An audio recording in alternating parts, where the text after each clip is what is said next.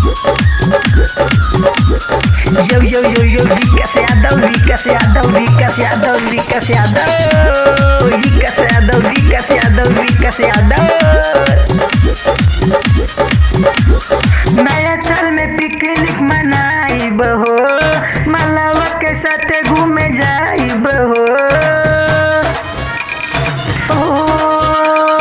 नया साल में पिकनिक मनाइब हो, मलावा के साथ घूमे जाइब हो। सब करी लेला भर सब करी ले गदर, अब की बार पूरा हल्ला मचाइब हो।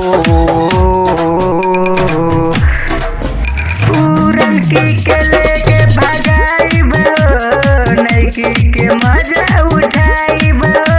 पुरनकी से लेके भगाइब हो, नईकी के मजा उठाइब हो। डीजे नीतीश राज, डीजे नीतीश राज। मंगला नवादा, मंगला नवादा। नया साल में हो खाता हल्ला, सब अपने माल के लेके चला। नया साल में हो खाता हल्ला, सब अपने माल के लेके चला।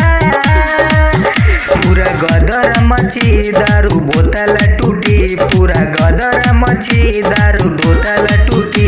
अब मलबा के साथ मनाइब हो, नया साल में पिकनिक मनाइब हो। पुरनकी के इहो से भगाइब हो, नया साल में पिकनिक मनाइब हो। पुरनकी के इहो से भगाइब हो। नीतीश राज, डीजे नीतीश राज। मंगला नवादा, मंगला नवादा।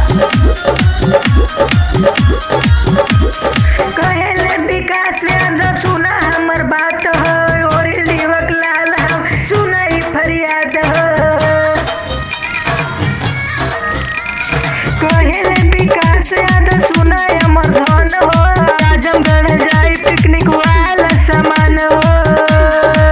सुना हमर ई बात होई जाई, कहे साप यादव जी के बुलाइब हो।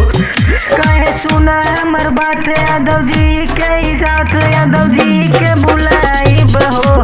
अब की पिकनिक मनावे आजमगढ़ जाइब हो, अपने आइटम के बुलाइब हो। अब की पिकनिक मना